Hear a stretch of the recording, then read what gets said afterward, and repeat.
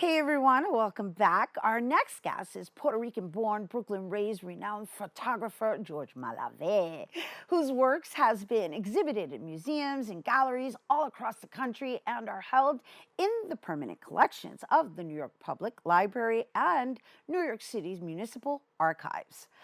He states that through photographic findings, one can show how we differ, look, and behave while awakening a new understanding and appreciation for our own individual and cultural uniqueness. Joining us now to share more is photographer George Malave. Hello and welcome. How are you? It's good to have you. I'm doing well, thank you. Busy as ever. That's wonderful. I mean, you've been busy for how many years now? Six Oh, decades? that's right. Many decades. Ouch. Six. Yeah. You don't look it at all. I mean, when did you start? When you were 5? Actually, I started when I was 7. Wow, I wasn't too far off. I wasn't too far off. Pero wow, it is our absolute honor and privilege to have you on. I'm only sorry that it's taken so long to get you on. I'm glad you now have the time, kind of, sort of, right? Because you're still busy regardless.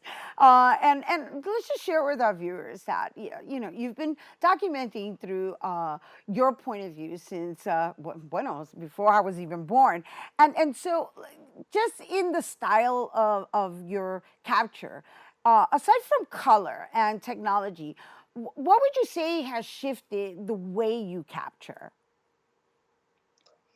I have shifted my ability to concentrate and focus attention and to clarify intentions.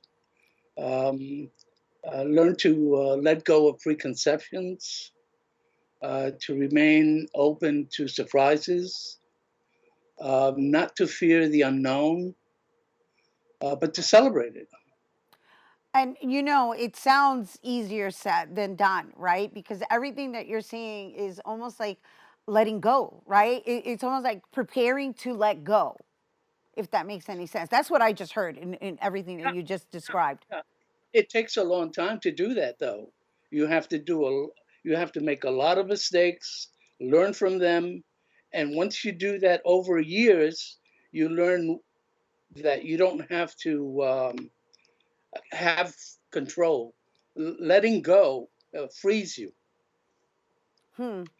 Yeah, no, I'm really, really trying to interpret that and grasp it. I mean, I'm not myself, I'm not a photographer, but I do capture regularly. When I say I'm not a photographer, I'm not a professional photographer, but I am a documenter, right? And so, I mean, not to your caliber, of course not, but it's just that whole aspect of knowing that whatever is in the moment is really what matters, is what you're saying, Yeah, it only happens once, right? and so you either suck it up or you let it go. And I like sucking it up. I like that. I like that. I like that. I like that. And you're right. That does take a lot of years of practice. And speaking of which, like, what made you decide to make capturing your life's purpose? Well, art grabbed me by the neck at an early age, and it said, "You will become an artist." And I said, "Okay." It was I who was captured.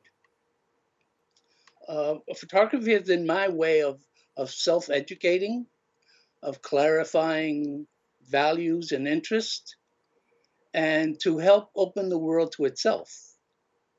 Like each photograph captured uh, um, stimulates the craving to create another. Creation feeds itself. Yeah, we're talking about freeing a lot today. I noticed that, right? But I love your poetic take on it. You're like, well, I was captured. That's lovely. That was lovely. That was lovely. And concentrating in photography is one of the keys in converting seeing into looking. It brings thoughts and feelings into play and exposes the photographers to themselves. Hmm. Hmm. This is a very profound conversation we're having because it's almost as if though you're saying, although you're doing the capturing, it's actually teaching you through whatever it decides to be captured. Right. Exactly. You are a reflection of your inner selves in what you bring forth. Hmm. And speaking of which, I noticed that you like to capture a lot in black and white. Um, is there a particular reason? Like, what is the advantage, or what would you say is the advantage of capturing in black and white? Well, the subject and the message will determine whether it will be in color or black and white. And when I started, color photography was expensive. Film speeds were slow. The process was time consuming. It was affordable and easier to work in black and white. But now with digital, I shoot everything in color and convert the black and white if needed. Hmm. Interesting. And so we were just looking at some images that also question like your style, right? So let's talk a little bit about the difference between your street series versus your travel series and your portrait series. Like, do you have like a specific technique that you apply to the different styles? Well, street photography is a long term examination of daily life, and it requires timing, reflexes, and openness to the unexpected, and lots of failures. But with years of practice, you are able to hit the mark more often. In travel photography, it's usually short-term visits to unfamiliar or foreign places. Usually, there are time restrictions, and languages may be a barrier. Since everything is fresh and new when you travel, I find myself working instinctively with my mind's eye guiding my camera. Right. I really had a ball going through your website, and I was there in some of these places that you visited, and I just wondered, like, do you look for symbolisms of the destinations to capture in your storytelling? I'm sorry, I didn't get that. My Can you my repeat?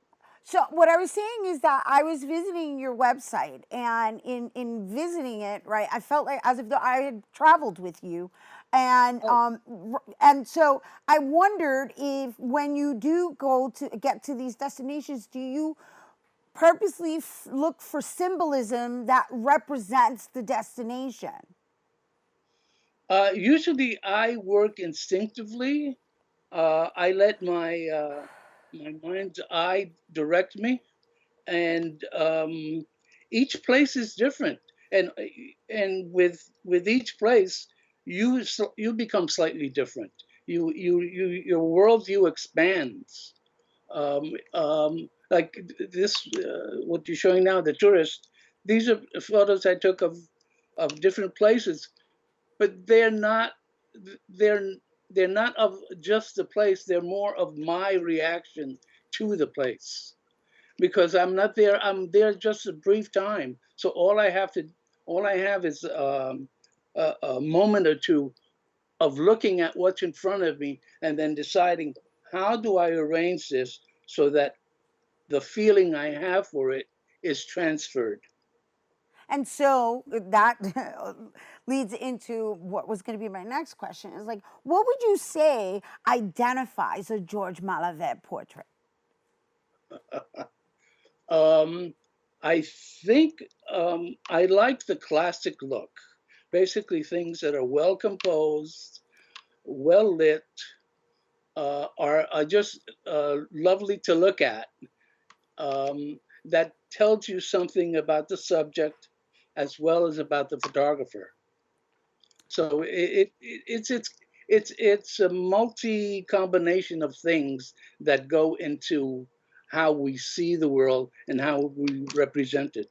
It's also part of all the things I've learned, all the books I've read, all the movies I've seen, all the people I've met are all filtered through one's brain. And then in my case, it comes out through my eyes.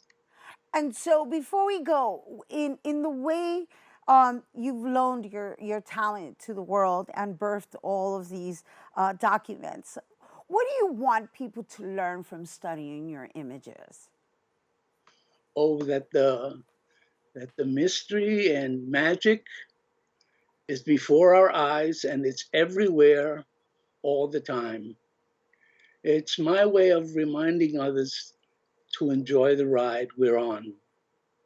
All my work is a form of gratitude and a celebration of being alive. Wow.